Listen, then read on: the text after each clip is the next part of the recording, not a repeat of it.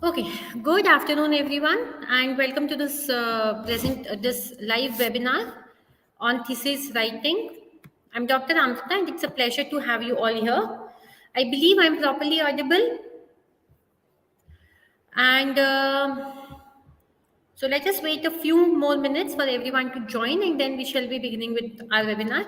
In the meanwhile, let me tell you something about this webinar. This is a live webinar for 2 hours, 4 p.m. to 6 p.m. Indian Standard Time, and we'll be seeing the roadmap for thesis writing on a very broad way.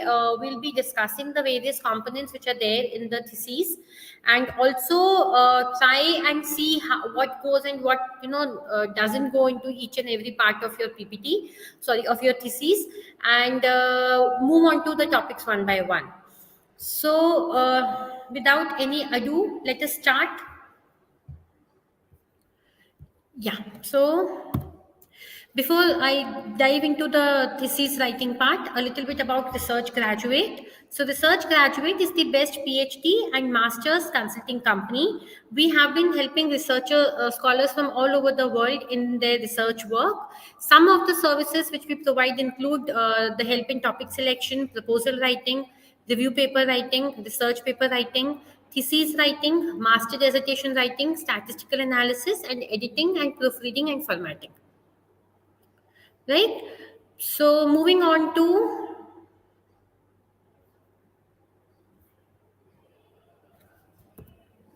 so in you can contact us through all three means, which is email, which is the mail ID. You can contact us it as info@researchgraduate.com. You can also contact us on our phone number or drop a WhatsApp message. The number is there on the screen, and if you want, you can also log into our website, which is researchgraduate.com. Now, moving on to the structure of this webinar. This web This webinar is going to be of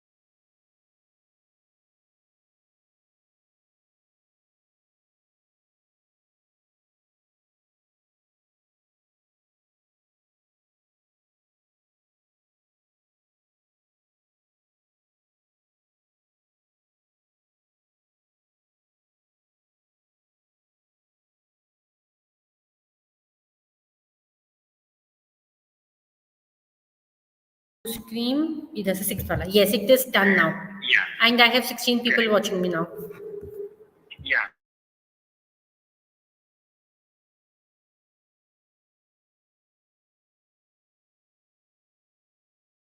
Okay, so once again, very good afternoon, everyone. Sorry for the technical glitch.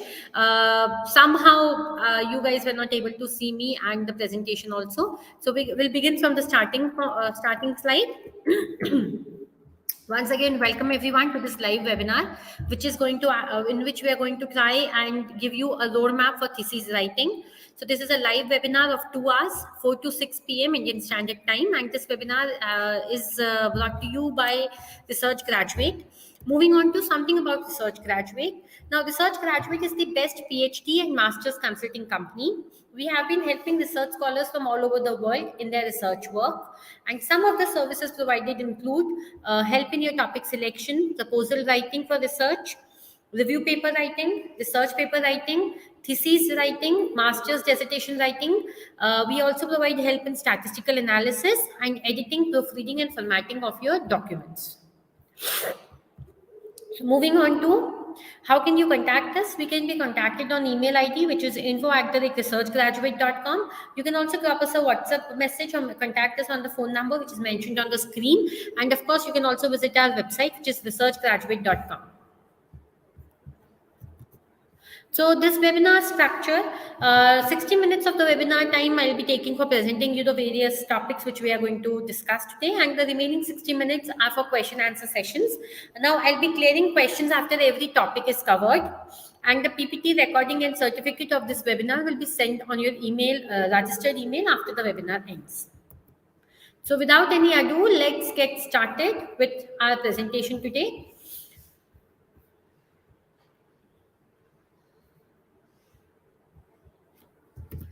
Now, the contents which we are going to discuss today include, first and foremost, introduction to thesis writing, the contents of a thesis, how to write an abstract, followed by how to write an introduction, how to do literature review, how to write research methodology part, what are the things which should be included, what are the things which you can exclude from the same, of course.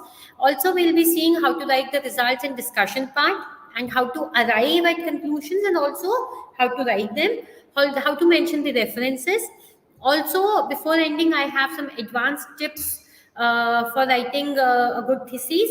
And lastly, of course, I'll be, after every topic, but then in the end, we'll have a question answer round, which is going to be live to clear all the doubts you have. So let us start with what is thesis writing. Okay. Now, the term thesis, I believe many of you must be aware of the same, but then the term thesis comes from the Greek word, meaning something put forth, and refers to an intellectual proposition. Now, dissertation comes from the Latin word dissertano, meaning discussion. So, Aristotle was the first philosopher to define the term thesis. He defined the term thesis as a thesis is a supposition of some eminent philosopher that conflicts with the general opinion, right? For to take notice when any ordinary person expresses views contrary to men's usual opinions would be silly. Now that was Aristotle, of course. Now, so for Aristotle, a thesis would therefore be a supposition that is stated in contradiction with general opinion, right? Or something which expresses disagreement with other philosophers. Now, a supposition, a statement or opinion. What is a supposition? A supposition is a statement or opinion that may or may not be true, depending on the evidence and or proof that is offered. The purpose of the dissertation is thus to outline the proofs of why the author disagrees with other philosophers or the general opinion. Right?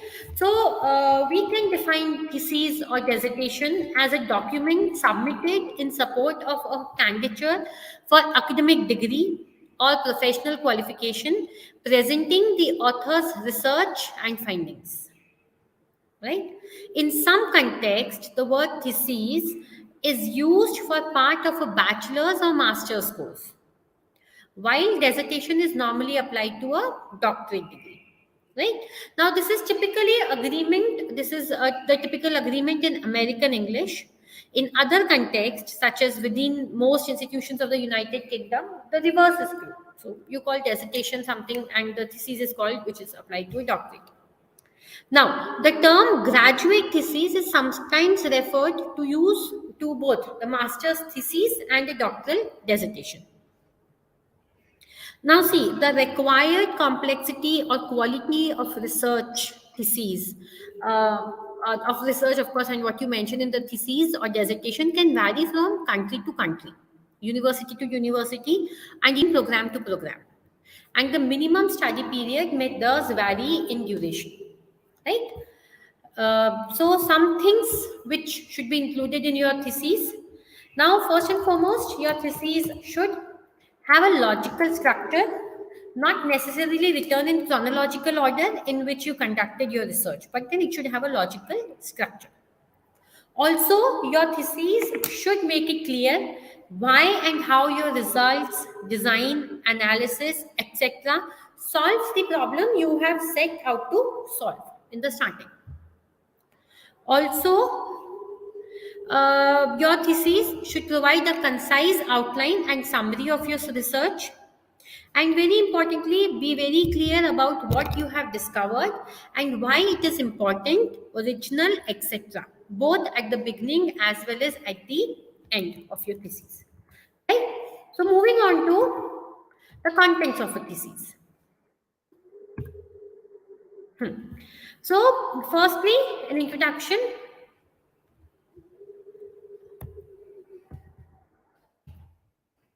Just 1 second, yeah.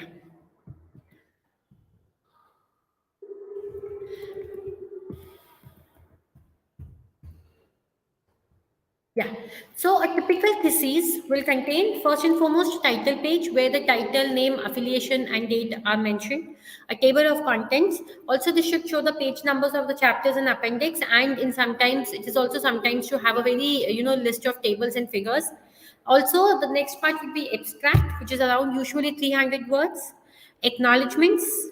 So if you have any funding body you want to acknowledge, or any other person who has helped you in your research, the same. Also, then the next part would be an introduction, where it is often helpful to have an introductory chapter which outlines the thesis as a whole and indicates relevant sections where key elements of your argument may be found. And you may then want to separate and you want a separate introduction which contains the background, literature review, etc. We'll see all these parts in detail in the coming parts of the webinar. Also, then you have the substantive chapters. The main body of the thesis is typically a chapter for each study, but this will vary depending on the type of work you are presenting. Next, you'll have a discussion. You want a separate discussion chapter which puts the argument together and relates it back to the introduction. Your conclusion may be stated here or in a separate chapter. So don't forget to include some discussions of the wider implications and future work. Next, you'll have a conclusion and suggestions for future work, references, also known as bibliography, and appendix. Okay. Now, moving on to the first major part of your contents of thesis, the introduction.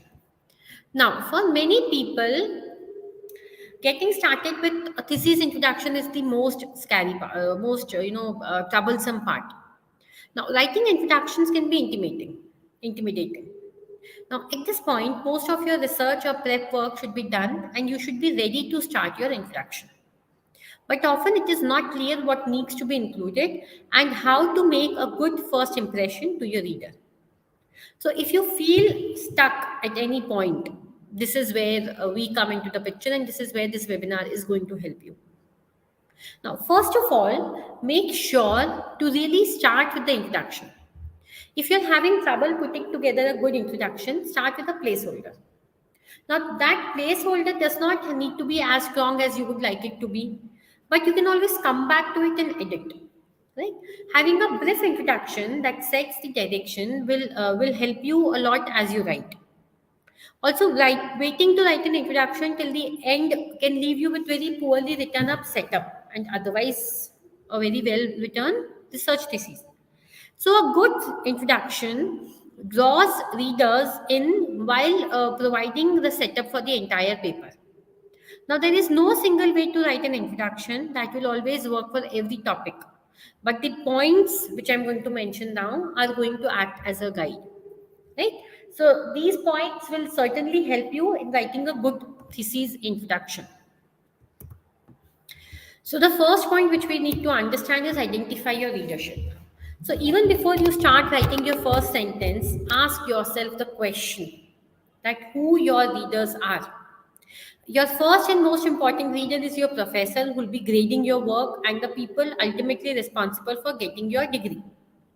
But you should also consider readers of your thesis who are not specialists in your field. So, writing with them in your mind will help you to be as clear as possible, which will make your thesis better understandable and more enjoyable overall. Right? The second point which you need to understand and keep in mind is hook the reader and grab their attention. Now, see, the first sentence of your thesis, of your paper, of the introduction is very important. It's very crucial. So, looking back at your own research, how many papers have you skipped just because reading the first few sentences they couldn't grab your attention? Right? So, it is common to start with a question or quotation, but these types of hooks have become very overused. So, the best way to start your introduction is with a sentence that is broad and interesting and seamlessly transitions into your argument. Also, starting with a broader statement will appeal to a wider audience. Now, consider who the research is aimed at informing and then think of something that would grab their attention. Make a list of what is interesting about your topic. Are there any current events that is related or controversies associated with it that might be interesting to keep in your introduction? Also, start out broad and then narrow down to your specific topic and thesis statement. Right. The third point which you need to keep in mind is provide relevant background. So, a good introduction also needs to contain enough background information to allow the reader to understand the thesis statements and arguments. So, the amount of background information required will depend on the topic. Also, there should be enough background information so you don't have to spend too much time with it in the body of the thesis, but not so much that it becomes uninteresting. Right? Next, you need to understand is give the reader a general knowledge of what the research is about. Now, let the reader know what the purpose of the study is and make sure that you include briefly describe the motivation for your research if you already haven't done the first thing in the first sentence. Describe the topic and scope of your research. Explain the practical relevance of your research. Explain the scientific situation related to your topic, and you can include the most important scientific articles and briefly explain them and how they are related to your research. Okay. Next is preview key points and lead into thesis statement. Now, the introduction of your thesis should preview what is to come and interest the reader with enough understanding of the key points, but still leave the best for the main part. Now, while the body of your thesis will explain the main argument, you might want to lead into the thesis statement by briefly bringing up a few of your main supporting details. Okay. Now that you have understood what is needed to be achieved from the introduction chapter, we can get into the details. While the exact requirements for this chapter can vary from university to university, there are 7 core components which are essential for most of the universities. Okay, and we can also call these the 7 essential ingredients of writing a introduction. So the first one is an opening section where you'll introduce the reader to your research in high level terms, the background to the study where you will explain the context of your project. Next comes the research problem, where you will explain the gap that exists in the current literature, the current research, the research aims, objectives, and questions, where you will clearly state what your research will aim to achieve. Next, the fifth point is the significance, or often called as the Justification, where you will explain why your research is worth doing and the value it will provide to the world. Moving on to the limitations, where you will acknowledge the potential limitations of your project and approach. Lastly, the structure, where you briefly outline the structure of your dissertation or thesis to help orient the reader. Okay? Next, we need to move on to. Now, see, by incorporating these 7 ingredients into your introduction chapter, you will comprehensively cover both what and why. Right? So, you can also use these 7 ingredients in order to structure your chapter so that you have a smooth and logical flow. Now, this isn't essential, but generally speaking, it helps create an engaging narrative that's easy for the reader to understand, which is what the ultimate aim is. Okay, now let us have a look at all these ingredients one by one. Okay, now I'm getting lots of messages from your side that the PPTs are blurred, but then for me it is coming out nicely. Mm.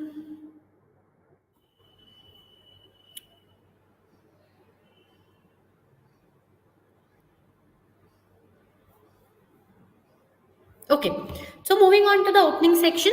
Now, the very first essential ingredient. Yeah, the very first essential ingredient for your dissertation introduction is, well, an introduction or the opening section. Now, just like every other chapter, your introduction chapter needs to start by providing a brief overview of what you will covering in the chapter. Now, this section needs to engage the reader with clear and okay, Arun, just hang on with your questions. I'll take your questions once I mention all these sections in a little bit detail, and then I'll surely come on to your question. Now, uh,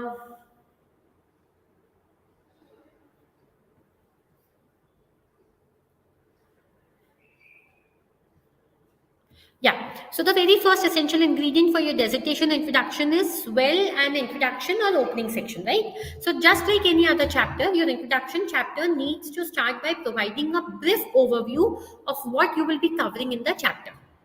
Now, this section needs to engage the reader with clear, concise language that can be easily understood and digested. Now, if the reader, right, who's your marker, has to struggle through it, they'll lose interest, which will make it harder for you to earn marks or, degree, or maybe the credit, or maybe the appreciation you wanted. Now, just because you're writing an academic research doesn't mean you can ignore the basic principles of engaging writing used by marketers, bloggers, and journalists. Remember, at the end of the day, you're all trying to sell an idea, right? And yours is just a research idea. So, what goes into the opening section? Now, well, while there is no set formula, it is a good idea to include the 4 foundational sentences in your opening sentence section. First is a sentence or two introducing the overall field of work. For example, suppose you're doing something on organizational skill development. Now you can write it like this: organizational skills development involves identifying current and potential skill gaps within a business and developing programs to resolve these gaps. Management result, including XYZ, has clearly established that organizational skills development is an essential contributor to the business growth. Right? In the same way, you can write a sentence introducing your specific research problem. For example, however, there are conflicting views and an overall lack of research regarding how to best manage skills development initiatives in highly dynamic environments where subject knowledge is rapidly and continuously evolving, for example, in website development industry. Right? Next would be a sentence stating your research aims and objectives. Now, an example can be: this research aims to identify and evaluate skills development approaches and strategies for highly dynamic industries in which subject knowledge is continuously evolving. Okay, Anirudh, please, just keep your questions to you. Just let me introduce all these points and then we can come to your questions. Right? Now, also the fourth thing can be a sentence outlining the layout of the chapter. For example, this chapter will provide an introduction to the study by first discussing the background and context, followed by the research problem, the research aims, objectives, and questions, the significance, and finally the limitations. Now, as I mentioned, the opening section of an introduction chapter should not be lengthy. Typically, these four statements which I right now mentioned should fit neatly into one or two paragraphs max. Now, what you're aiming here is a clear, concise introduction to your research and not a detailed account. Okay? Now, moving on to the background of the study. Now that you have provided a high level overview of your dissertation or thesis, it's time to go a little deeper and lay foundation for your research topic. So, this foundation is what the second ingredient is all about, the background of your study. So, what is the background section all about? Now, well, in this section, your introduction chapter should provide a broad overview of the topic area that you will be researching, as well as the current contextual factors. Now, this could include, for example, a brief history of the topic, recent developments in the area, key pieces of research in the area, and so on. Now, in other words, in this section, you need to provide the relevant information, background information for the reader, and give the reader a decent and foundational understanding of your research area. Right? Moving on to the third thing, which is the research problem. Now that you have given your reader an overview of your research area, it's time to get specific about the research problem that you will address in your dissertation or thesis. Now, while the background section would have, has the potential to, it has gone light on the potential research problems or even multiple research problems, the purpose of this particular section is to narrow the focus and highlight the specific research problem you will focus. Right? So, but what exactly a research problem is? Of course, you're going to ask. Now, well, a research problem can be an issue or question for which there isn't already a well established and agreed upon answer in the existing research. In other words, a research problem exists when there is a need to answer a question or set of questions, but there is a gap in the existing literature or the existing research is conflicting or inconsistent. So, to present your research problem, you need to make it clear what exactly is missing in the current literature and why this is a problem. Right? So it is a very good idea to structure this discussion into three sections specifically. First, what's already well established in the literature. In other words, the current state of research. What is missing in the literature? By that I mean the literature gap. But I also believe, Aniruddha, this answers your question, right? And the third thing is, why is this a problem? In other words, why is filling of this gap important? This is what all you mentioned in the research problem area. Okay, next we'll have to see the part which is the research aims and objectives and questions. Now that you have clearly identified your research problem, it is time to identify your research aims and objectives as well as your research questions. In other words, it's time to explain what you are going to do about the research problem. So what do you need to do here? The starting point is to clearly state your research aim or aims. The research aim is the main goal or the overarching purpose of your dissertation or thesis. In other words, it is a high level statement of what you are aiming to achieve. Okay? So, see, the research aim should be very clearly outlined as well as specific as well as the specific context in which the research will be undertaken should be mentioned. Next is the research objectives. Now see, while the research aim covers the high level, what the research objectives are a bit more practically oriented. Looking at specific things you will be doing to achieve those research aims. Okay, so when you narrow down the research aim, You get the research objectives. Next is the objectives describe the actions you will take and the specific things you will investigate in order to achieve your research aims. They break down the research aims into more specific and actionable objectives. Now, finally, the final step is to state your research questions. Now, your research questions brings the aims and objectives to another down to earth level. These are the specific questions that your dissertation or thesis will seek to answer. Now, they are not fluffy, ambitious, or conceptual. They are very specific, and you will need to directly answer them in your conclusion chapter. The research questions typically relate directly to the research objectives and sometimes can look a bit obvious, but they are extremely important. Okay. Now, see, the research questions mimic the research objectives, but they are presented in question format. And these questions will act as a driving force throughout your dissertation or thesis, from the literature review to methodology and onward. So they are really important. Now, a final note about this section is it's really important to be clear about the scope of your study. In other words, what will you cover and what you won't cover. So if your research aim, objectives, and questions are too broad, you will risk losing focus on investigating a problem that is too big to solve within a single dissertation. Simply put, you need to establish clear boundaries in your research. You can do this by example, limiting to a specific industry, country, time period. And that way you will, ring a fence to you'll bring, in a way, yes, make a fence around your research, which will allow you to investigate your topic deeply and thoroughly. Okay, moving on with the significance of the study. Now that you have made it clear that what you will be researching, it's time to make a strong argument regarding your study's importance and significance. In other words, now that you have covered the what, it's time to cover the why, another essential ingredient for the introduction chapter.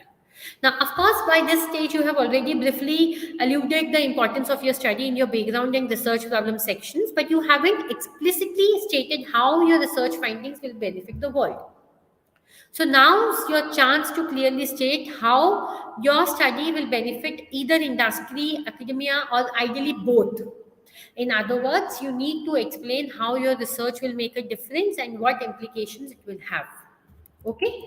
So, see, your significance part should be a paragraph, more if you need to, which clearly explains how the research will help fill a gap in the literature and also provide practical, real world value to organizations. Now, this section doesn't need to be practically lengthy, but it does need to be convincing. And you need to sell the value of your research here so that the reader understand why it's worth committing an entire dissertation or thesis to it. This section needs to be the salesman of your research. So spend time thinking about the ways in which your research will make a unique contribution to the world and how the knowledge you create could benefit both academia and industry, and then sell it in this particular section. Right? The sixth part which will be go into the introduction part is the limitations. Now that you have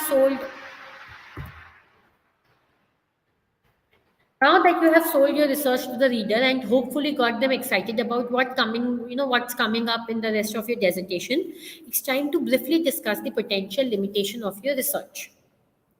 But you're probably thinking, hold up, what limitations? My research is well thought out and carefully designed. Why would there be any limitations? Right? Well, that's not true. So see, no piece of research is perfect. And this is especially true for a dissertation or thesis. What typically has a very low or zero budget, tight time constraints, and limited researcher experience. Generally, your dissertation will be the first and second formal research project you have ever undertaken. So it's unlikely to win any research awards, right? Hence, simply put, your research will invariably have limitations. So don't stress yourself out. So this is completely acceptable and accepted. Even professional research has limitations. As I've already said, no piece of research is perfect. And the key is to recognize the limitations upfront and be completely transparent about them. so that the future researchers are aware of them and can improve the studies designed to minimize the limitations and strengthen the findings. Okay. Now see, there are four common limitations. First is your scope. For example, your focus is too narrow and doesn't consider how certain variables interact with each other. Your research methodology can be one. Your resources, your lack of time, money, equipment, and your own research experience, and the the generalization, the ability of generalization of your findings. So, your findings from a study, specific industry or country can it's not necessary that they can be generalized to other industries and countries. Of course, that's also a limitation. Okay. Next is the last part of the introduction, which is the structural outline.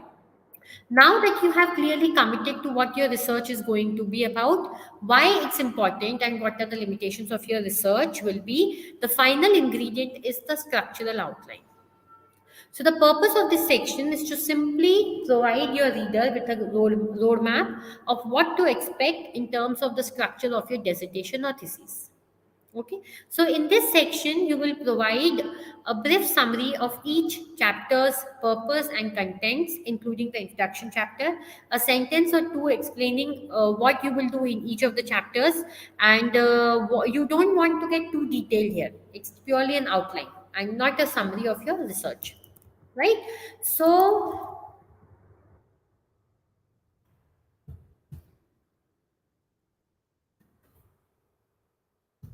yeah, any questions till here? Please drop in your questions in the chat box you have till this time. Before I move on to the last part of the introduction, yes, we have this question from Shachi Shastri. How many pages are sufficient for chapter 1? Now, Shachi, this depends on the length you are aiming for your overall dissertation. Normally, in a dissertation in India, I believe 7,000 to, somewhere around 15, 20 pages of introduction are considered sufficient. But then if you have lots of variables and lots of history which needs to be discussed, so that the topic is clear to the reader, you can provide all the history over there and all relevant information into the introduction part. Next, Aniruddha Sahai had this question: shouldn't the research gaps and objectives come after literature review section? Okay, yes, Aniruddha, now see, these are different theses formats, which, Shachi, I was talking about the PhD thesis. I believe 15, 20 pages. Or if you're also, see, now you guys need to understand this, that every university has its own guidelines.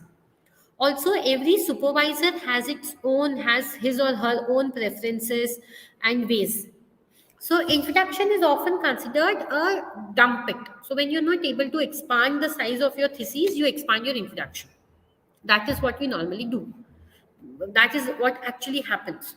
But then I don't think that's a very correct thing to do. Reason being, your introduction should be very crux, very, very concrete. And yes, of course, 15, 20 pages. Now, we have this question from Aniruddha and Premlata Srivastava. Now, see, Aniruddha and Premlata. The introduction format or the introduction parts, which I'm mentioning right now, are something which go in the UK and USA theses. So in their introduction, they have a very brief introduction and then they move on to all these parts. In a way, they provide all the necessary details of why this research should be studied further, of why this disease should be studied further over there. Now, in India, what we do is, in India, we have an introduction chapter, then we move on to a literature review. Of course, just like Anirudh said, once we're done with the literature review, we move on to the gaps. And then after the gaps, we move on to the objectives, the research aims, the research questions. And of course, Premlataji, after that, we have the methodology part. But many a times in India also nowadays, I'm seeing that people have a very crisp, crux of the methodology part, of a very literature gap. What was the gap which you found? The conceptual gap, the theoretical gap. All these things in the introduction part. Now we have this quote. We have this chat from Kavita ji that, ma'am, whatever the concepts you mentioned, that concepts we can mention in the research design. Of course, Kavita. That is what I'm mentioning. All these things are a part of research design when you put them in a detailed manner. But then many a times scholars as well as supervisors and even the university guidelines tells you to mention them very briefly, very concisely in your introduction part also. So it goes both the way around. The final call is yours, and not only yours, it is of your university, the format which they follow, and also your supervisor, which format he has been following and he wants you to follow. Shachi, this goes for you also. You mentioned me the what how many pages are sufficient for chapter one. Again, just I'll repeat myself. Depends on your supervisor, your university, and the overall overall length of the thesis you want.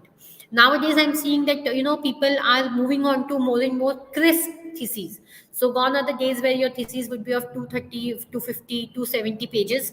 Now people are okay with a thesis of around 200, maybe somewhere around 170, 180, and they'll have a very crisp introduction. Because they assume, now see here also comes the part of the assumption. You're assuming that the reader is, aware of the fact, aware of the things which are there in the thesis, and hence you don't want to go for a very detailed introduction part. Okay? So I believe this answers your questions. Now moving on to the next part. Yes, some common problems while writing the thesis introduction. Now whenever I proofread PhD theses, I have been seeing some mistakes again and again. The first one is providing too much of detail. Now there is a tendency to provide too much background information in the introduction. Now sometimes there is a repetition.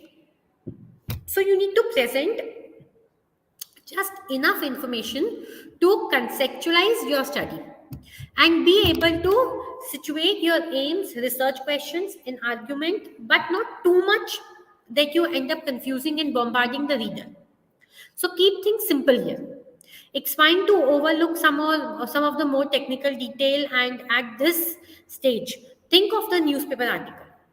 Right? So the first couple of paragraphs provide a brief outline of the story, and the details come later. That is what your introduction is. Second is not providing enough details. Now, of course, this is a contradiction to the first one, but this also happens. On the flip side, some students don't provide enough detail. Now, the danger here is that the reader is left asking question at the end of the introduction, which is again a bad thing. So remember, they should be able to understand what your thesis is about and how it was conducted and why it is important just from reading the introduction. So if you present too little detail, then they won't be able to read. Read through your own introduction. Now, is it clear what your contribution is and why it is important? If not, you haven't got enough details.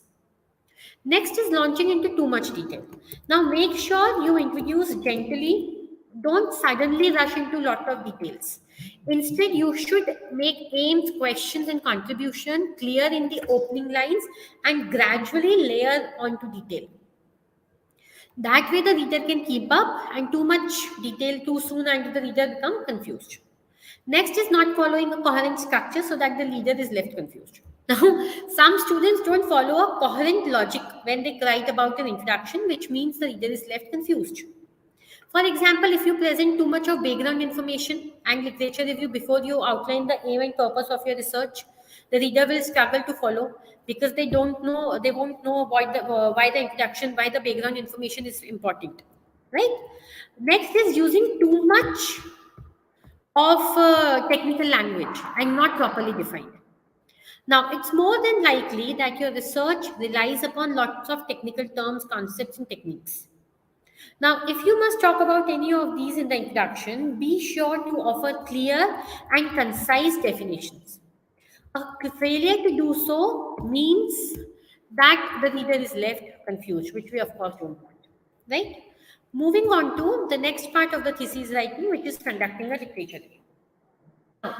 Unless you are explicitly avoiding a standalone literature review chapter, the introduction is not the place to write the literature review. Sure, you will need to situate your study in the body of literature, but introduction isn't the place to critically discuss or justify its inclusion in that literature. It's enough to say that you will contribute to the X body of literature and briefly discuss its core features and shortcomings. And literature review is the right place to justify the decision and elaborating upon its features. Okay, so what is a literature review? A literature review is a survey of all the related sources on a specific topic. It provides an overview of current knowledge, allowing you to identify relevant theories, methods, and gaps in the existing research. So, writing a literature review involves finding relevant publications such as books and journals and articles, and critically analyzing them and explaining what you found. Okay, now there are 5 key steps for literature review. First, search for relevant literature, evaluate the sources, identify themes, debates, and gaps, outline the structure, and write your literature review. Now, see, a good literature review doesn't just summarizes the sources. It analyzes, synthesizes, and critically evaluates to give a clear picture of the state of knowledge on the subject. Right? So, what is the purpose of writing a literature review? Now, when you're writing a dissertation, a thesis, or maybe a research paper, you will have to conduct a literature review to situate your research within existing knowledge. The literature review gives you a chance to demonstrate your familiarity with the topic and the context. Second, develop a theoretical framework and a methodology for your research. Third would be position yourself in relation to other researchers and theorists. And lastly, show how your research addresses a gap or contributes to a debate. Okay. Next is you might also have to write a literature review as a standalone assignment. Many a times guides ask you to do that. Now, in this case, the purpose is to evaluate the current state of research and demonstrate your knowledge of the debates around the topic. Okay. Now, there are some steps which you need to follow while writing a literature review. The first is search for relevant literature. Now, before you begin searching for literature, you need a clearly defined topic. If you're writing the literature review section of a dissertation or research paper, you will search for literature related to your research problems and questions. If you're writing a literature review as a standalone assignment, you will have to choose a focus and develop a central question to direct your search. So, unlike a dissertation research question, this question has to be answerable without collecting the original data. Okay, so you should be able to answer it only on the review of the existing publications. Okay, now a very small tip for this can be make a list of the keywords you have. Start by creating a list of keywords related to your research question. Include each of these key concepts or variables you're interested in and list any synonyms or related terms. And you can add this list if you discover new keywords and the process of your literature search. Right? Some example can be social media, Facebook, Instagram, Twitter, Snapchat, TikTok. For body image can be body image, self-perception, self-esteem, mental health. In the same way, it can be Generation Z, teenagers, youth, right? So, search. Now the question comes, where should I search it? Of course, your university's library, Google Scholar, and any other source you can find. Okay. The next step is now evaluate the selected sources. Now you probably won't be able to read absolutely everything that has been written on the topic. That's not possible. Now you'll have to evaluate which sources are most relevant to your questions. Now, for each publication, whichever you read, ask yourself first, what question or problem is the author addressing? Second, what are the key concepts and how they are defined? What are the key theories, models, and methods? And does the research use established framework or take an innovative approach? Also, you need to see what are the results and conclusions of the study, and followed by how does the publication relate to other literature in the field? Does it confirm, add to, or challenge established knowledge? Also, how does the publication contribute to your understanding of the topic, and what are its key insights and arguments? And lastly, but very importantly, what are the strengths and weaknesses of this particular research? Okay. Also, make sure that your sources you use are credible. You make sure you read any landmark studies and major theories in your field of studies of your research. Now, you can find out how many times an article has been cited on Google Scholar.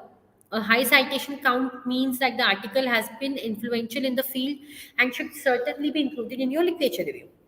Also, the scope of your review will depend on your topic and discipline, right? So in the sciences, you usually only review recent literature, but in humanities you may take long historical perspective, right? So for example, you want to see how the concept have changed in meaning over time. Now remember to take notes and cite your sources. So as long as you read, you should also begin the writing process. Take notes that you can later incorporate into your text of your literature review. Uh, it is very important to keep track of your sources with citations to avoid any plagiarism. It can be helpful to make an annotated bibliography where you compile full citation information and write a paragraph of summary and analysis for each source. Now this helps you remember what you read and saves times in the later process. Okay. Now moving on to the third step, which is identify the themes, debates, and gaps. Now, to begin organizing your literature reviews, argument, and structure, you need to understand the connections and relationships between the sources you have read. So, based on your reading and notes, you can look for first trends and patterns in the theory, methods, and results. Do certain approaches become more or less popular over time? Also, you can look for themes. What questions or concepts reoccur over the literature? Right. Next, you can look for debates, conflicts, and contradictions. So where do the sources disagree? Okay. Moving on to, you can see the the publications which are of relevant information. So are there any influential theories or studies that change the direction of the field? And you can also see the gaps. What is missing from the literature? Are there any weaknesses that need to be addressed? Now, see, this study will help you work out the structure of your literature review and show you how your research will contribute to the existing knowledge. Okay. Next step is outline your literature reviews structure. Now, there are many approaches to organizing the body of review, literature review. You should have a rough idea of your strategy before you start writing. So, depending on the length of your literature review, you can combine several of these strategies. For example, your overall structure might be thematic, but each theme is discussed chronologically. Now, the first thing is chronological. Now, let's talk about themes here. The simplest approach to trace the development of topic over time. However, if you choose this strategy, be careful to avoid simply listing and summarizing sources in order. Now, see, you need to try and analyze patterns, turning points, and key debates that have shaped the direction of the field. Give your interpretation of how and why certain developments have occurred. The next type of arrangement for your literature review can be a thematic one. Now, if you have found some very reoccurring central themes, you can organize your literature review into subsections that address different aspects of the topic. Say, for example, you are reviewing literature about Now, for example, if you are reviewing literature about inequalities in migrant health outcomes, now the key themes might include healthcare policy, language barriers, cultural attitudes, legal status, and economic access. The third type of structure you can have for your literature review is methodological. Now, if you draw your sources from different disciplines or fields that use a variety of research methods, you might want to compare the results and conclusions that emerge from different approaches. For example, look at what results have emerged in qualitative versus quantitative research. Discuss how the topic has been approached by empirical versus theoretical scholarships, and divide the literature into sociological, historical, and cultural sources. Okay. Next is the theoretical approach of writing the literature. Now, a literature review is often the foundation of a theoretical framework, and you can use it to discuss the various theories, models, definitions, and key concepts. Also, you might argue for the relevance of a specific theoretical approach or combine various theoretical concepts to create framework for your research. Right? The fifth step is writing your literature review. I know how much ever you read, when you come to the writing part, it becomes tough, but then at some point you'll have to, gather the courage to do that. Now, like any other academic text, your literature review should have an introduction, a main body, and a conclusion. What should be included in the introduction part? The introduction should clearly establish the focus and purpose of the literature review. Right? So, okay, Shri Chaya, I'll come on to the referencing part, but then it's not necessary to the APA format. That depends on the university guidelines. But please just hang on with me. I'll come to the referencing part. Now, the second part of your literature review is the body. Depending on the length of your literature review, you might want to divide the body into subsections. You can use subheading for each theme, time period, or methodological approach. Some tips would be summarize and synthesize. Now, give an overview of the main points of each source and combine them into a coherent whole. Analyze and interpret. Don't just paraphrase other researchers, add your own interpretations where possible, discussing the significance of findings in relation to the literature as a whole. Also, critically evaluate.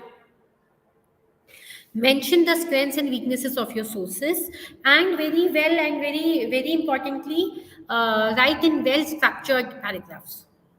So use transition words and topic sentences to draw connections, comparisons, and contrast. Okay.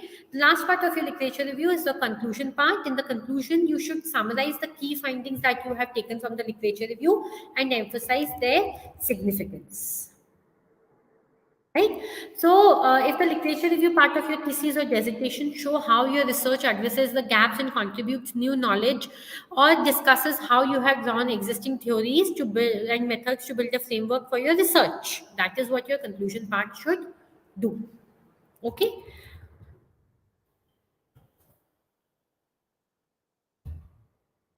Now, finally, moving on to structuring your literature review. Now, writing the literature review chapter can seem pretty daunting when you're piecing together your dissertation or thesis. As we have discussed before, a good literature review needs to achieve a few important objectives. First one is demonstrate your knowledge of the research topic, identify the gaps in literature and show how the thesis addresses one of these, provide foundation for your conceptual framework, if you have one, of course, inform your own methodology and research design. And to achieve this, the literature review needs a well thought out structure. If you get the structure of your literature review wrong, you will struggle to achieve your objectives. Okay? And these objectives, which we have mentioned, which I mentioned, just don't worry though. Okay? We'll see more into this, how to structure your literature review for the maximum impact. Okay?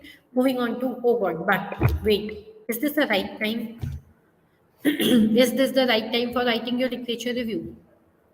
Now, deciding on the structure of your literature review should come towards the end of the literature review process. After you have collected and digested the literature, but before you start writing the chapter. Okay? In other words, you first need to develop a rich understanding of the literature before you even attempt to map out a structure. There is no use trying to develop a structure before you have fully wrapped your head around the existing literature, existing research.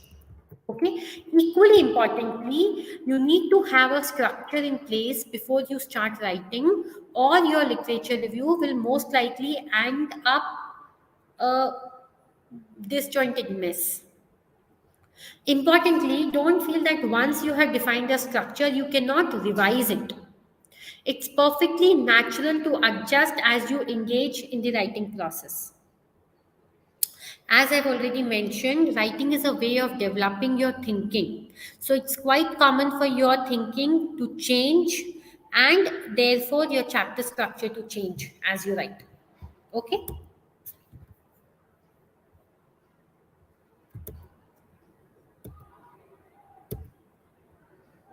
Now, some questions which you should ask yourself.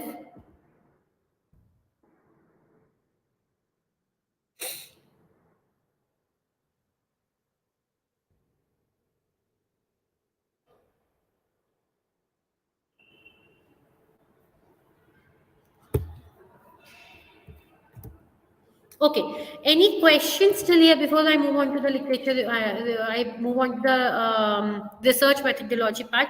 Please put in your questions. I'll just mute myself for a minute and have a sip of water. Drop in your questions in the box, please.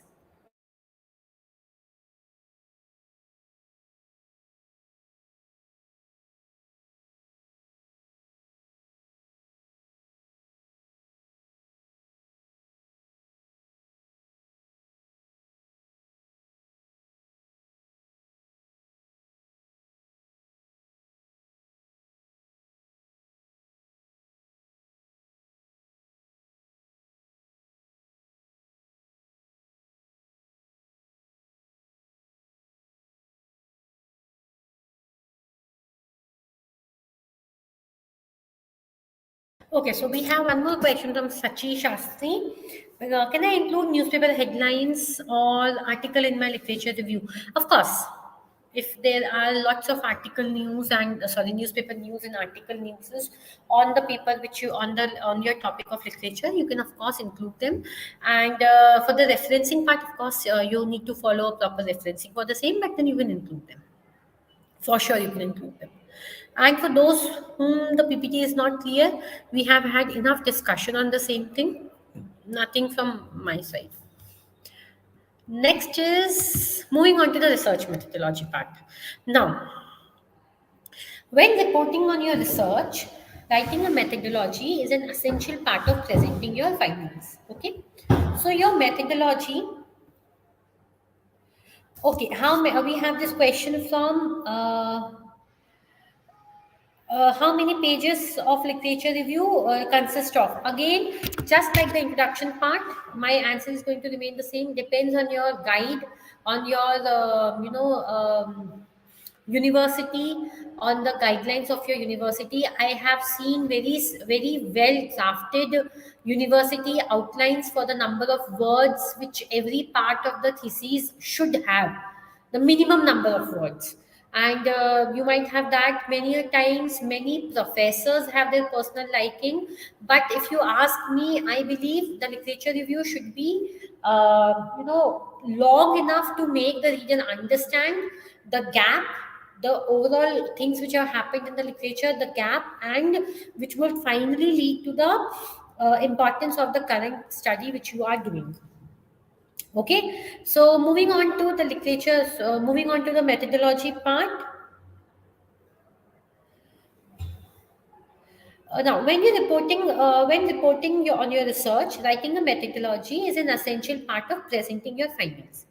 So, your methodology, which is the detailed description of the research process that makes up its own section of your reporting, supports your findings by explaining your research techniques and creating a roadmap of how you have reached your conclusion.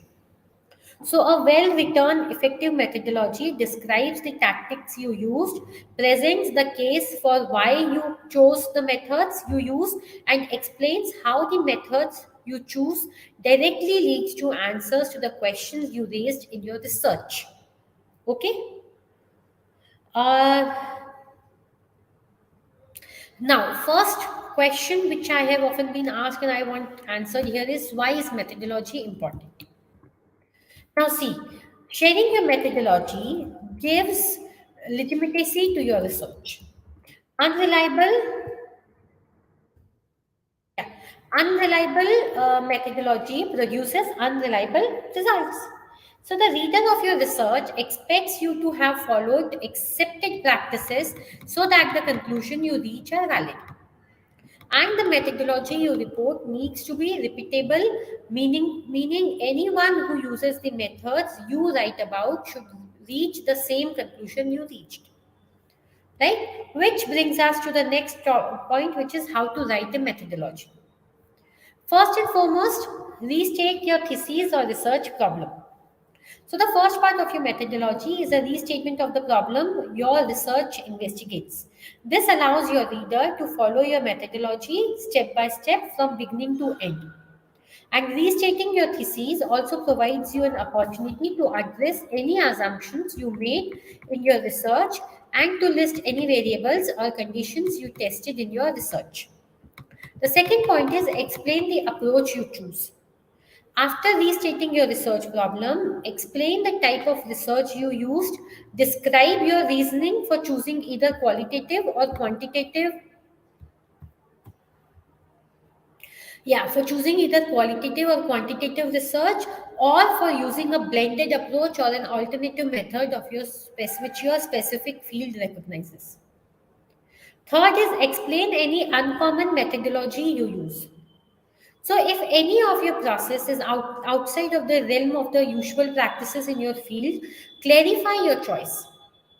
For example, you may have created a unique approach specific to your thesis topic, or you may have adopted a process usually used in another line of research. Now, since your methodology provides evidence that your findings are valid, a strong statement of why you use alternative methods in your research answers the potential criticism of any unusual methods.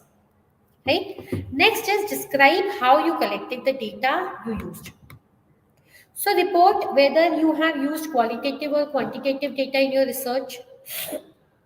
Describe any experiments that you conducted, including how you designed the experiment and how you measured any variables and what tools you needed to conduct the experiment. Also, explain how you scored the existing data, including how the data was originally gathered, and list the criteria you used to choose the existing data from other sources. Okay. Fifth would be explain the methods you used to analyze the data you collected. So the next part of your data, part of your methodology, tells your reader how you processed and analyzed the data you collected, but doesn't discuss any results or conclusion. Okay, so if your research was strictly quantitative, list the steps you took to ensure the data was accurate, any software you used to analyze the numbers, and any statistical testing you used. So if you used purely qualitative research, your analysis may be content based, theme based, or disclosure based. Okay, moving on to the sixth point, which is evaluate and justify the methodologies choices you made. So describe the criteria you used in choosing your approach to your research, list any potential weaknesses in your methodology, and present evidence supporting your choice. Include a brief evaluation of other methodologies you might have chosen. Seventh would be discuss any obstacles and their solutions. So, outline any obstacles you encountered in your research and list how you overcame them. The problem solving skills you present in this section strengthen the validity of your research with readers. Okay. Lastly, cite all the sources you use to determine your choice of methodology. I believe I have a question from Mr. Patel on what basis the methodology of research we selected. This answers your question. So the final section of your methodology references the sources you used when determining the overall methodology. This again reinforces the validity of your research. Right? So moving on to some very simple tips for writing the methodology. Now, first would be show how and why. Now, go beyond the simple description of your methods and show how as well as why you use them. This helps demonstrate that you rigorously conducted your research. Next would be draft as you go. Now, take notes and outline your methodology as you work to make sure you capture all the details accurately. So, the better you record your methods and techniques in real time, the better your methodology will be. Next would be focus on your research questions. So relate your methodology choices to the central theme of your research. This shows that you choose the best methods to address the problems raised in your thesis. Next point and the last point would be write you for your audience. Now craft a methodology that is clearly written and well structured. Address the audience of your research with good writing, providing more than a list of technical details and procedures. Now, I have taken the liberty to some FAQs, which I don't believe are here, but then, of course, I'm going to. The first question which I have been often asked is what is the difference between methods and methodology? Now, see, the methodology is the overall strategy of your research. Methods are like are procedures like survey and experiments that you use to collect and analyze your data. Okay. Moving on to the second question, where does methodology go? Of course, in your final report, the methodology section follows your introduction and it comes before your results and conclusion. What is the difference between quantitative and qualitative research? So, quantitative research uses numbers and statistics to test a hypothesis through data collection and analysis. Qualitative research explores the ideas and experiences using words and meanings. Now, next question, very importantly, are validity and reliability the same thing? Now, see, validity and reliability are related but are distinct concepts about how well a method measures something. Validity refers to whether results measure what they are supposed to measure, whereas reliability refers to whether the same results will consistently reproduced when all the conditions are same. Okay. Next, we'll have what is sampling. So this is the last question I'm taking. Okay, sampling is the selection of a group from which the data is collected. Sample size is determined by the requirements specific to your research topic. We have this question from Premlata Srivastava: is case study a primary source of data? What type of case study are you talking about? If you're taking number of case studies, of course it is secondary data. If it is published, how can it be primary data? It is secondary data. Primary data is something which you go to the observer and you observe and you write. So if you're writing a case study while observing, it is primary. But then if the case study has already been published and it is somewhere in the database, it's a secondary source of data. Okay. Moving on to the results and discussion part. Now,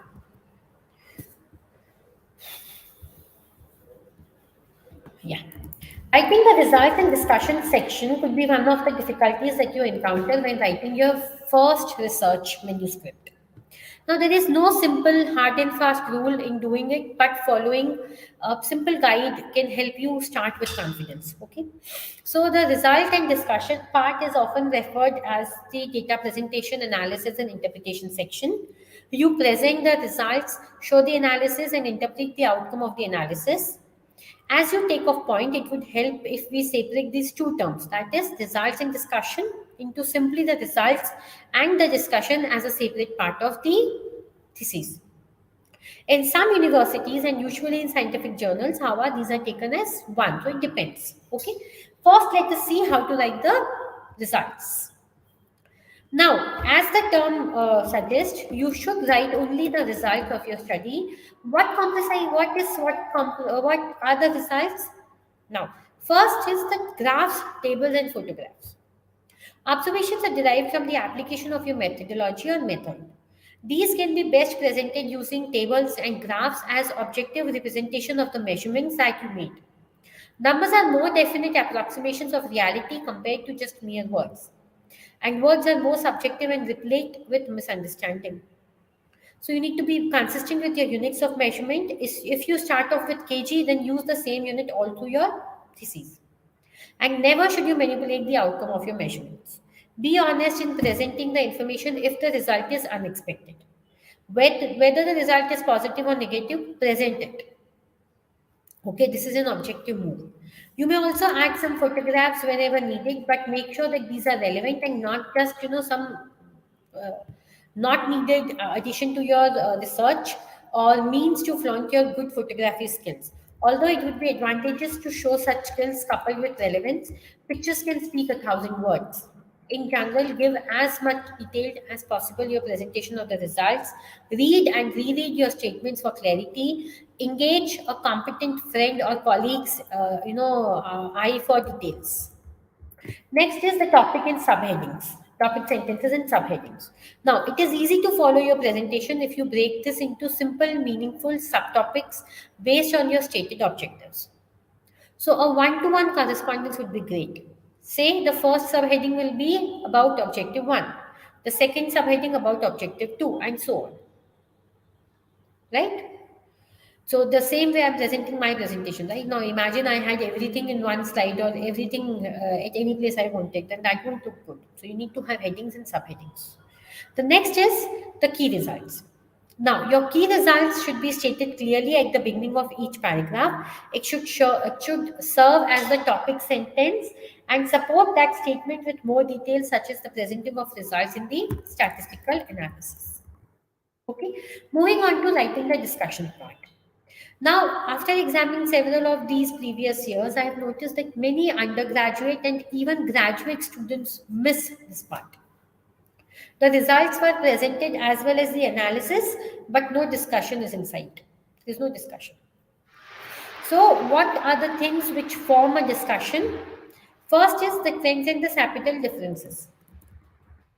Trends refer to the changes over time. So, what are your results showing? An increasing, a decrease, or just a plain and consistent direction? That should be evident in the graph that you present. Okay. Next is insightful interpretation of results. So, insightful interpretation means well thought explanation. That means you will have to ponder deeply the results of your study and make a knowledgeable statement of your interpretation using the body of evidence at hand. Also, this is where you cite evidences obtained by other authors. You either confirm or affirm or reject the other people's. Of course, you confirm the other people's work or you refuse using your own findings. The third thing to include in discussion is the generalizations. Now, be on guard in writing your generalizations. And please make sure that the data you analyzed can be extrapolated and will allow you to predict somehow the behavior of one variable. So, if you have enough samples, then you may make a generalization. How enough is enough? Now, you may ask, of course, you can ask. Now, if your data has very little variability as indicated by low variances, then it is possible that additional measurements will not change, whatever trend you have. Always match your generalizations with whatever results you have. And do not generalize when you have very few samples. Don't say that 50% when you actually only have 1, 2, or 3, 4 samples is in your study. That is plain absurd. Okay, you can't do that. Next is exceptions to the rules. Now, in the scientific inquiry, not all things and factors are discovered. There are always unknown or unaccounted areas. This is the reason why everything is founded on probability.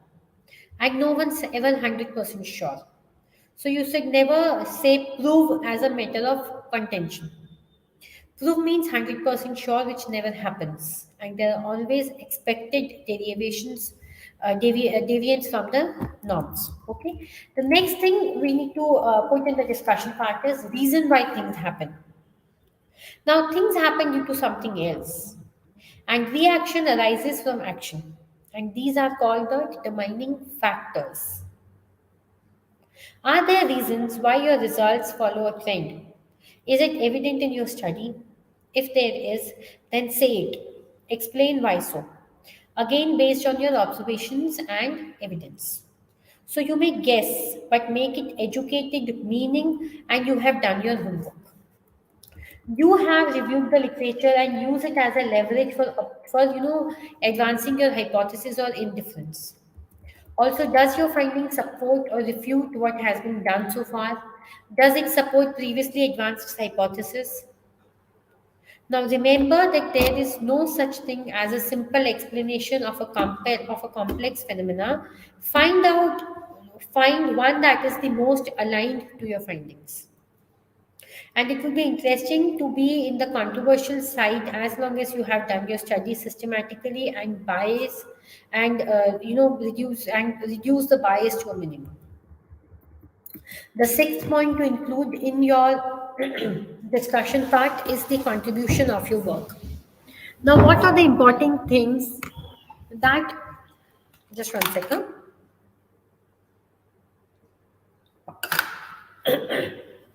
Yeah.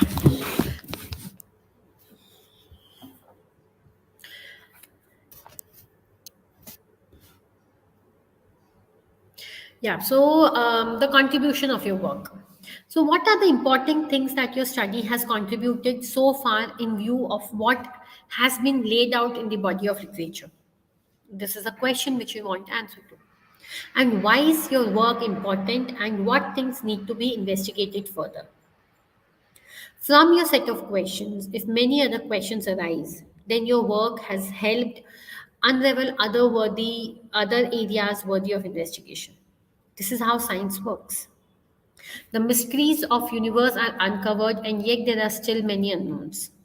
No human has absolute understanding of everything. But if your work has the potential to make life better, then this is a great contribution and accomplishment. Okay? Moving on to the next part, the thesis summary.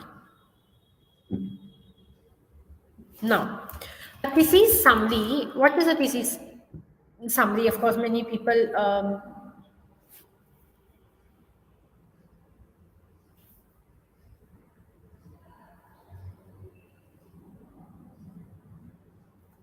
yeah. So, a thesis summary is a highly condensed version of a longer paper, or in this case, your thesis. It highlights the main points that have been covered in the paper while concisely describing the content of the thesis. In most cases, the summary of a thesis is the summary of the thesis and the abstract serve the same purpose. They provide an overview of all the major points of a thesis. Thus, a reader can quickly see the main contents of your thesis when they read the summary. And this enables them to determine whether they are interested in your work or not. So, a very common question which is often asked by scholars is what is included in the thesis summary? Now, when asked to summarize something, you are simply required to condense the text to the main points. As such, a good summary of the thesis should include important elements only. It should capture the main idea in the paper and the supporting points that may be interwoven with the content that is of lesser importance. Now, many learners confuse the thesis statement summary with an analysis. See, an analysis is a discussion of the techniques, ideas, and meaning in the text. On the other hand, a summary does not entail responding the ideas in the text. Analyzing a paper entails summarizing its contents to establish the ideas that you will be analyzing. So, a summary does not substitute for analysis. Okay, I just have to put my laptop on charging. Wait. Yeah.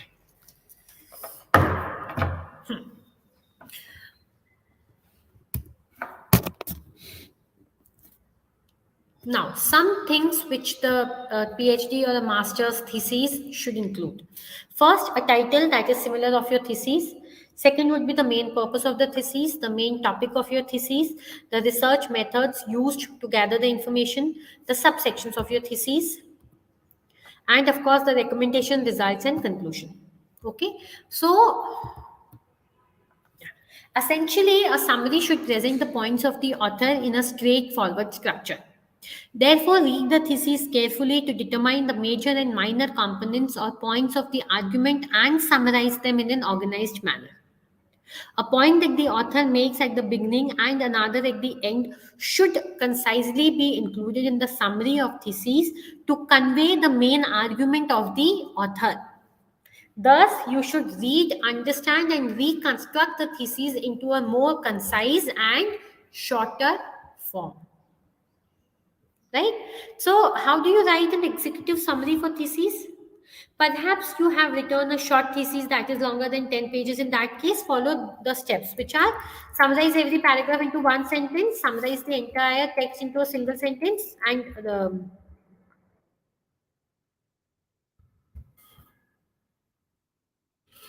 yeah. Now see, if you have a thesis which is like around 10 pages long, what are the steps you can follow? Summarize each paragraph into one sentence, summarize the entire text into a single sentence, write a single paragraph that starts with a sentence that summarizes the entire text followed by a paragraph of the summary sentences. Rewrite and rearrange your paragraph to ensure that it's concise and clear. Eliminate relatively minor and repetitive points and include transitions. And make sure the final summary is complete, coherent, and unified. Now, moving on to the qualities of a. How many slides have we left? Oh, we left a lot. Sure. Yeah. Moving on to qualities of a good summary. First is comprehensiveness. So, a good summary So a good summary should be comprehensive. All important points should be isolated from the original passage and noted down in a brief list. Now, these are ideas that should form the summary because they are indispensable to the development of the thesis. Next is conciseness. Any ideal summary should be free of repetitions. Do not repeat the same points even if they have been restated in the main document. The summary should be shorter while providing a brief overview of the paper. Therefore, avoid repetition of the main point and supporting ideas. Next is the coherence. Now, a good summary makes sense. It's not a piece that looks like it's being taken from the main document. It should also not sound like a collection of disjointed statements from the main documents that have been summarized. Next and lastly is the independence part. While writing a summary, your work is not to imitate the main text author. Instead, you are expected to showcase your style and voice in the summary. Thus, you should not just quote the main author's text, the main text author. Instead, you express how you understand the document in your word. So, a summary should be based on your understanding and interpretation of the main ideas or points of the thesis. And now, see, here it is crucial to note.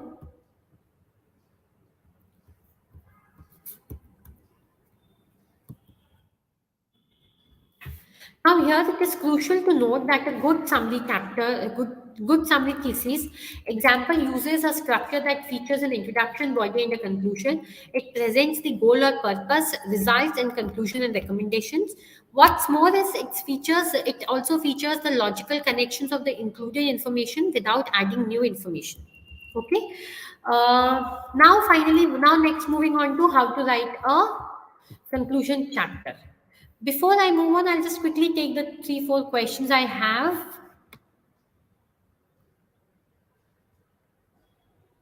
Okay, Sony Rathi, what is the difference between normality, feasibility, validity, and reliability? I'm very sorry, this particular webinar is not based on all the tools and their applications, and so we won't be going. I won't be going into the details, but then you can move. You can join me in my upcoming webinars, and I'll surely discuss the same. Should hypothesis be there in qualitative research? This is from Premlata Srivastava. Of course, it is there. You take a hypothesis. Now, see, it goes both the ways. You take a hypothesis, you agree to it or you disagree to it, or you take an objective and you prove it or you don't prove it. So, your decision and your choice. Now, we again have this question from Mr. Patel. Is that science research methodology should have any specific statistical proof like ANOVA, or it varies? It varies. It depends on the data you have. Next is from Srijaya. In general, how many samples are sufficient? Now, see, there is this special formula. I am pretty sure, I always forget the name, which helps you in determining the number of observations you need to have for making the thesis valid, for making the, for establishing validity and reliability of your data. That formula you can apply to the overall, so it takes the overall size of the population in control and it gives you a value. That of course you can use, Srijaya. Next we have is from again Mr. Patel, can we use any video or data in the form of QR code? As some limitations in the number of words, will they be there in the representation of research papers? I don't think so. Using of video and data is the correct way. You can of course use words to describe. It's a thesis, so you can of course make it concise but yet clear. Moving on to how to write the conclusion chapter. Now, so you have wrapped up your results and discussion chapters, and you are finally on home stretch, the conclusion chapter. Okay, but now let us see how everything you need to know to craft a high quality conclusion chapter for your dissertation. Now, now the conclusion chapter is typically the final major chapter of your dissertation or thesis. As such, it serves as a concluding summary of your research finding and wraps up the document. Okay. Now, while some publications such as journal articles and research reports combine the discussion and conclusion sections, there are typically separate chapters for both in a dissertation or thesis. As always, be sure to check what your university's structural preference is before you start writing up these chapters. So, often this question has been asked to me, what is the difference between a discussion and a conclusion chapter? Now, the two chapters are quite similar, as they both discuss the key findings of the study. However, the conclusion chapter is typically more general and high level in nature.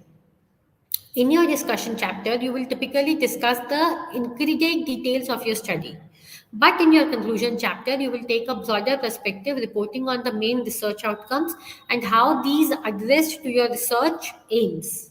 Okay, so the core function of the conclusion chapter is to synthesize all major points covered in your study and to tell the reader what they should take away from your work.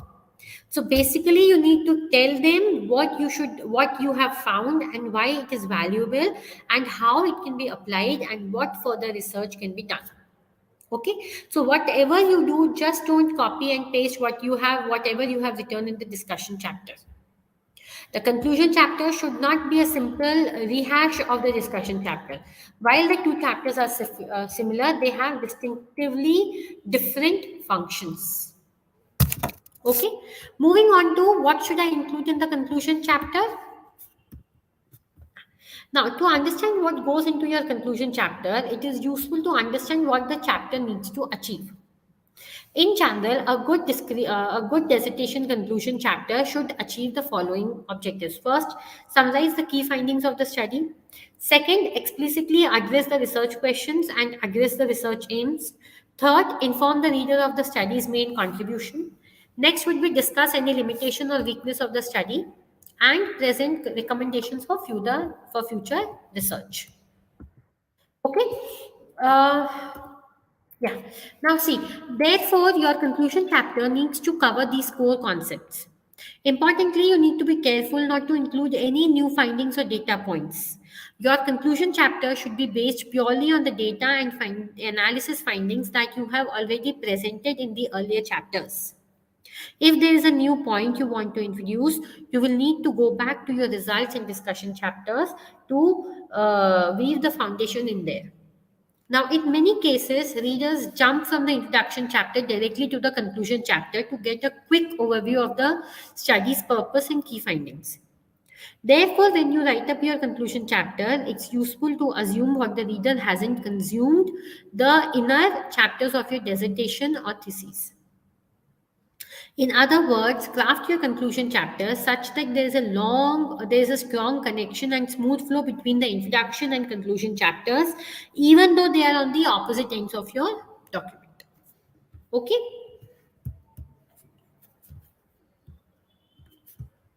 Now, how to write a conclusion chapter? Now that you have a clear view of what the conclusion chapter is about, let's break down the structure of this chapter so that you can get writing. Now, keep in mind that this is merely a typical structure. It's not a stone or universal. Now, some universities will prefer that you cover some of these points in the discussion chapter or that you cover the points at different levels in different chapters. The step one is craft a brief introduction chapter. As with all chapters in your dissertation or thesis, the conclusion chapters needs to start with a brief introduction. In the introductory section, you will want to tell the reader what they can expect to find in the chapter and in what order. Okay. The second step would be discuss the overall findings in relation to the reader's aim. So the next step in writing your conclusion chapter is to discuss the overall findings of your study as they relate to the research aims and research questions. Okay, you would have likely covered the similar grounds in the discussion chapter. So it's important to zoom out a little bit here and focus on broader findings, specifically how these help address the research aims. In practical terms, it is useful to start this section by reminding your reader of your research aims and research questions so that the findings are well conceptualized. Okay. Now, in this section, phrases such as this study, uh, this study is aimed to, and the results indicate that will likely come in handy. Okay. Moving on to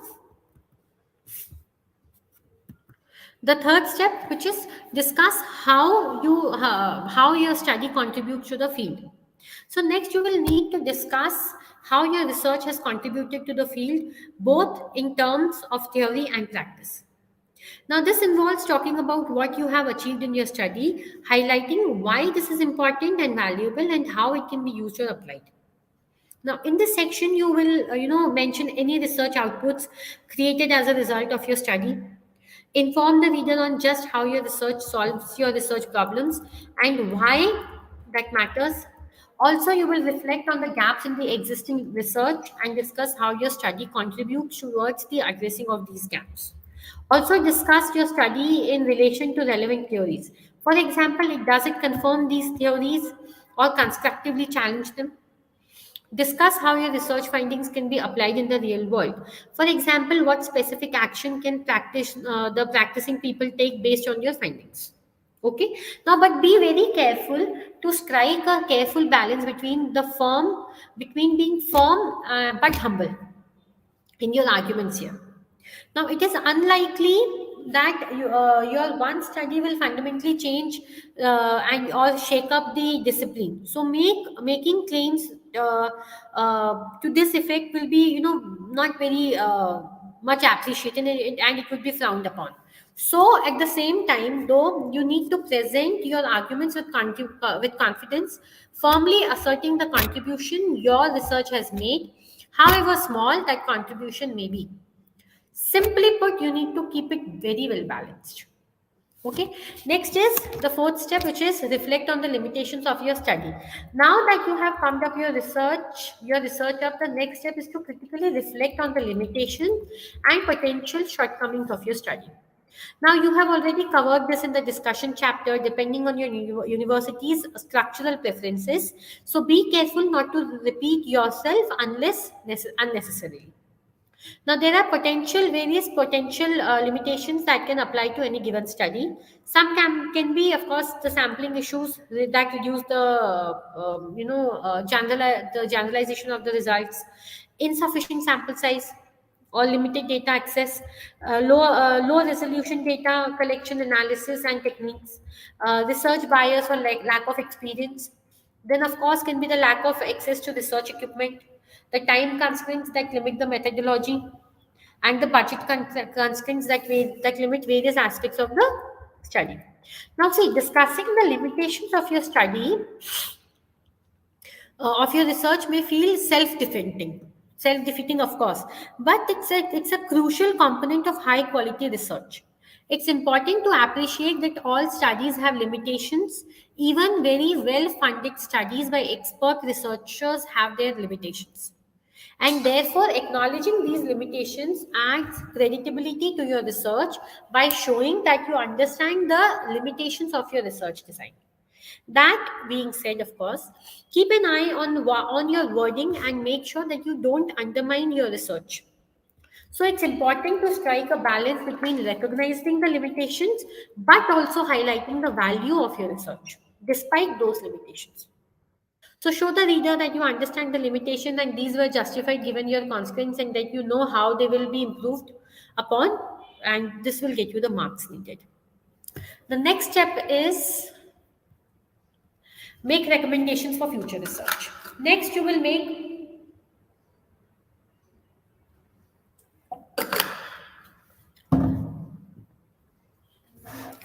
Next, you will make recommendations for future research.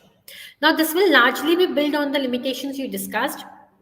For example, if one of your study's weakness was related to a specific data collection or analysis method, you can of course make a recommendation that future researchers undertake similar research using a more sophisticated method. Right. Another potential source of further research recommendation is any data point or analysis finding that were interesting or surprising, but not directly related to your studies, research aims, and research questions. So, if you have observed anything that stood out in your analysis, but you didn't explore it in your discussion due to the lack of relevance to your research aims, you can, of course, embark that for future exploration in this section. Essentially, this section is an opportunity to outline how other researchers can build on your study to take the research further and help develop the body of knowledge. So think carefully about the new questions that you have studied, that your study has raised, and clearly outline these for future researchers to pick up on. Okay. Next would be the final step, which is wrap up with a closing summary. Now, finally, it's time to wrap up your conclusion chapter. The closing summary should serve as a quick reference for your readers, recapping what you discussed in the conclusion chapter. See, brevity is the key here. You only need to include the key takeaways and nothing more. Make sure that you don't present any new information. In practical terms, this section should be a paragraph or two max. Okay?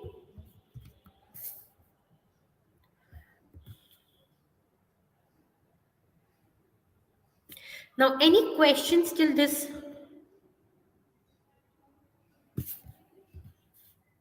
Yeah. Any questions till this point? Now we have this question. Oh, sorry. Yeah, we have this question.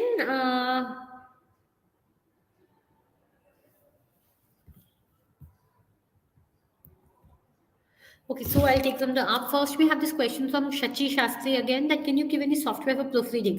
Shachi, I've been finding Grammarly, sufficient enough. Or of course, you can take expert guideline, expert help also for proofreading of your data. Next is how many journals are required to publish? Premlata, you will have to be a bit more specific about your question. You're asking in what context? Are you asking about the UGC guidelines for the minimum number of papers before thesis submission? So I believe it's 2. Okay, and the topics and the paper should be, of course, in a UGC approved journal, and the topic it is very much considered to be in relation to your PhD topic. Next, again, we have a question from Shachi. Please give some names of softwares used in thesis writing. Now, see, Shachi, there is no software for writing a thesis. Of course, there are softwares which help you in formatting and making sure that you don't make grammar mistakes, but then there are no softwares, not in my knowledge. And then we have from Jyotsana, please provide us the PPT slides after the lecture. Of course, Jyotsana, we'll be sharing the PPT, the certificate, and the recording of the lecture after the webinar ends. Next we have is a question from Rahman. In how many words can we use summary of literature review? Rahman, I believe around half a page, max is 1 page is what the summary of your literature review should be, with a 1.5 line spacing. Make sure that it covers. Make sure that your summary of literature review covers all the relevant literature, and in a way it should be able to give a timeline of how the particular topic has been framed over the years and what brings you to this particular thing. Okay, thank you, Premlata ji. And of course, UGC, for the UGC I mentioned, you need 2 papers minimum before you can submit your thesis in a UGC approved journal. And thank you Kuhu, for your wonderful comment. Next, moving on to any more questions, because I only have 14 minutes left and we have a bit of topics to cover. Any more questions? Okay, I'm taking that as a no. Now, tips on future research. Of course, you need to write the future research suggestion. So the future research section of your dissertation is often combined with the research limitations section of your final conclusion chapter. Now, this is because your future research suggestions generally arise out of your research limitations that you have identified in your own dissertation. Okay, so today we are going to discuss 6 types of future research suggestion, including building on a particular finding in your research, addressing a flaw in your research, examining theory, right, a framework or a model or either. Now, for the first time, or and in a new context, location of the culture, re-evaluative and expanding a theory, which is a framework or the model which has already been established. Now, before we establish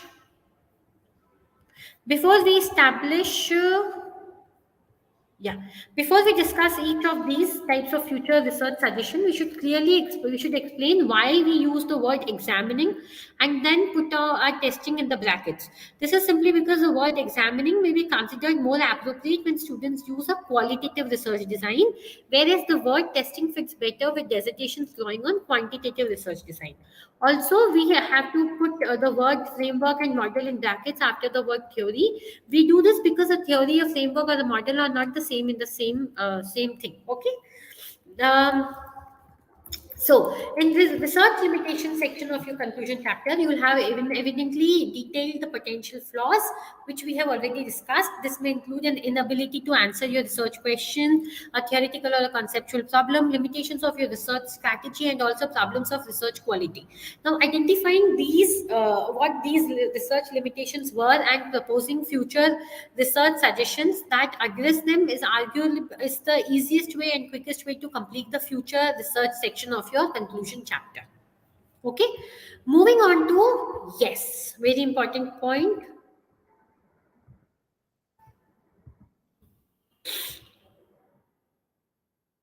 abstract. Now, see the what is an abstract? First and foremost, let's establish that. Now, the abstract is an important component of your thesis, presented at the beginning of your thesis. It is likely the first description of the work read by an external examiner, and you should view it as an opportunity to set accurate expectations.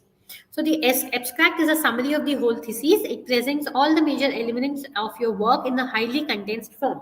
And an abstract often functions together with the thesis title, as a standalone text. So abstract appear, without the full thesis also, and they are also presented in announcement of thesis examination. And most readers who encounter your abstract in a bibliographic database or receive an email announcing your research publication presentation will never retrieve the full text or attend the presentation, but then of course they'll read the abstract. So please be sure.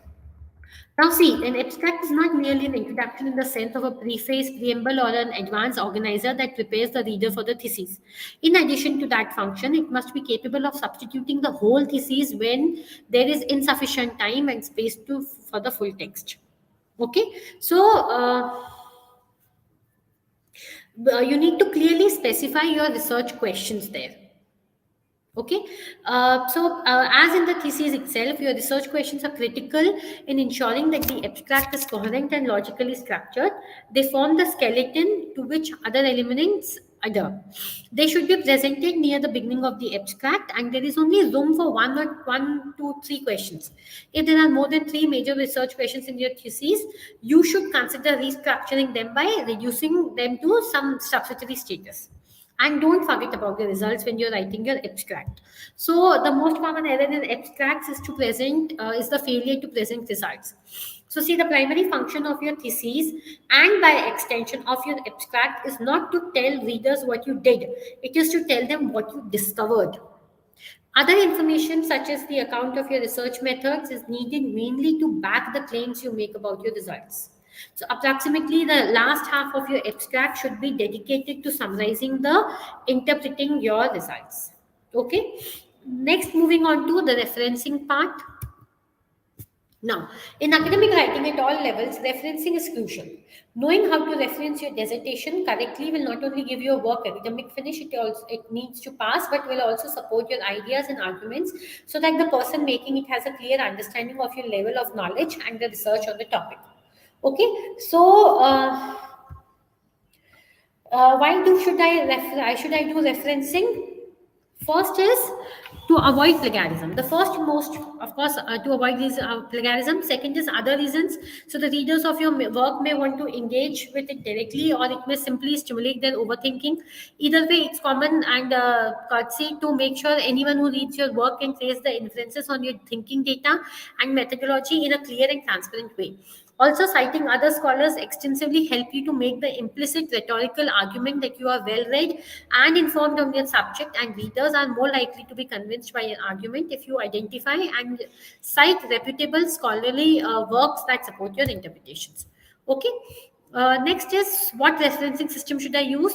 Now, in short, you may not have much of a choice. If you're lucky, your university will let you choose between their preferred styles of referencing and footnote referencing for arts and humanities, or their preferred parenthetical and numerical styles for science and social science. So, be very systematic, use a software to help you. Now, referencing, be very very systematic, of course. Now there are different formats which are there mentioned on the on the screen. We have the Modern Language Association, we have Harvard, we have APA, we have then we also have the author take system, and all these things, which system you need to use depends upon the university. Okay. Now I wanted to discuss something on this also, that how referencing is changing.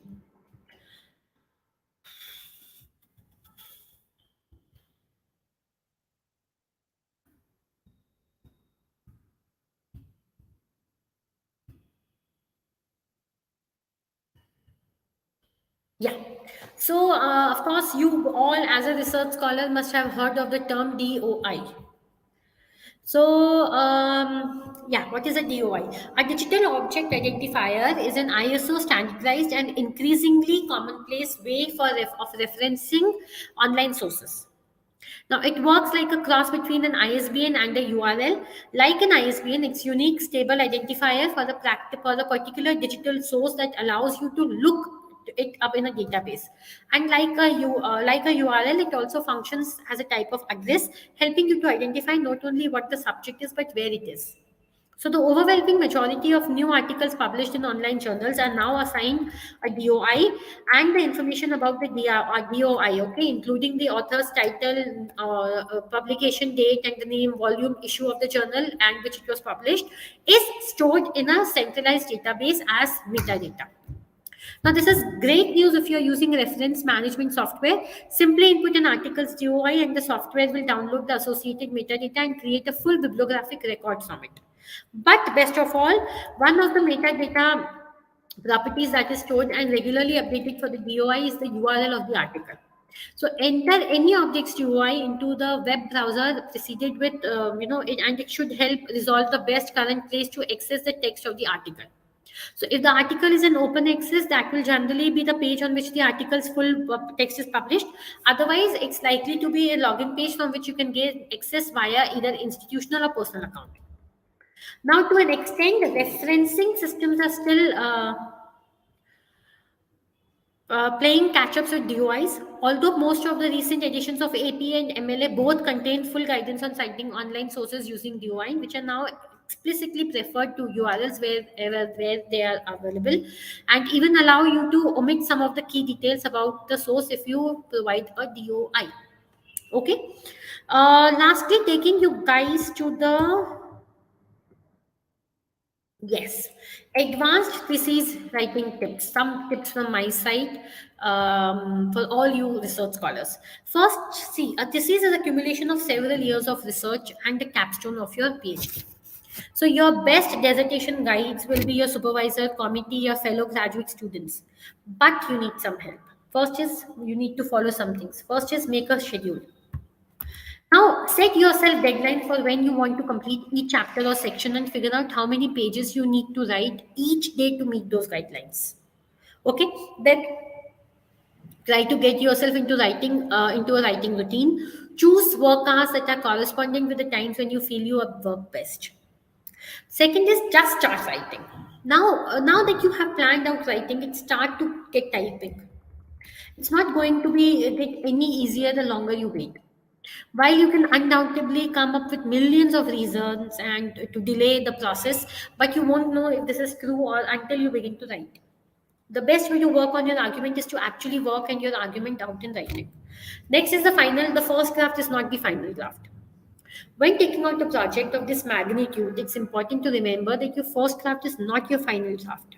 Sentences don't have to be perfect or the argument airtight on the first try. Rewriting and revising are crucial parts of the writing process. Just start writing and refine your work in the subsequent drafts. Fourth tip from my side would be flexible. Now, writer's block happens to be the best of us and might cause out you to miss out of your deadlines. If you miss a deadline, just adjust your schedule accordingly and continue writing. Okay. Now, last, a very important tip which I often tell my scholars is to write the introduction last. It's easy to get stuck on the introduction, so skip it. Write the body of the chapter first. Once you have finished, you will know what you're actually introducing, and you will be able to gather your thoughts. This advice applies to the introduction and to the dissertation too, especially since it will likely evolve over the months you work upon it. Take this move around. Now, in the similar vein, if you find yourself stuck on certain section of the in a chapter, move on and come back to it later. So just move, shift, skip to the next chapter. And 7th point is get feedback early. I also want to take your chapter questions, so I'm quickly moving on to these points. Get feedback early. Now, this tip is somewhat dependent on your supervisor and their preferences. If possible, share your work with them early and often. They can alert you to the problem sooner and help you work through any difficult sections. Okay. Next is take care of yourself. Just because you're deserting doesn't mean you should let your health slide. It's easier to write when you're in good physical and mental health. So please remember to eat well and get enough sleep and stay active. Also, ninth would be please give yourself breaks. So writing will be your full-time job when you're working on your thesis, but that doesn't mean you have to be writing all the time. If you continually work beyond your regular hours, you will burn out yourself. So please don't do that and take a break, take rest. Lastly, use a reference manager. I just cannot emphasize enough on this point. Dissertations have hundreds of references, and you don't want to be scrambling at the end to track them down. So use any reference manager which will help you keep track of all the papers and books you might need to cite and make adding citations in easy and the style easy. Okay, guys, so that is all the content which I wanted to give you guys today on the thesis writing part. I'll quickly take the questions which you guys have. Okay, thank you. Thank you for your wonderful comments. How many pages and how many words in the PhD thesis? This we have from, I'm not able to read your name, I'm very sorry. Depends on the university, depends upon the supervisor. Many times I have seen very specific and hard and fast guidelines from the universities about the minimum number of words which any section should have. So if you're lucky, your university will provide you the same. Also, your supervisor can provide you the same. But then make sure in order to fulfill the same, you need to have all the contents which are supposed to be there in that particular thesis and particular chapter. Next, we have again the same question. How many words in a research paper are preferable? Normally 4,000 to 5,000 words. Again, depends upon the guidelines of the journal you're targeting. So I always advise my scholars and my students to first refer to the author's guidelines in the journal or the conference which you're targeting, and then start writing your paper. And even if you have started, you can, add those 100, 500 words which are expected or reduce them. How to avoid plagiarism while doing citation? See, avoiding plagiarism is only possible when you rewrite the whole text. Your citing doesn't mean the plagiarism will be reduced. Your citing means you're not copying someone else's, of course. But then to reduce the plagiarism, you will have to rewrite the whole content. And thank you, Sumanji, for your wonderful comments. Any more questions from me? Please put your questions in the chat box. Please put in your questions in the chat box. Any more questions? And before we end, I have some points which I want you guys to note. The participation certificate will be emailed to you today around 6 p.m. Indian time. And you will, of course, get the recording of this webinar and PPT on your email at 6:15 p.m. today. And please check your emails regularly so you don't miss out any updates from our side. And I'll just see if there are any more questions. No. And a big thank you for all of you for coming and being a part of this webinar. Thank you for attending the webinar, and I'm hoping to see you all in the next webinar. Thank you and enjoy. Take care.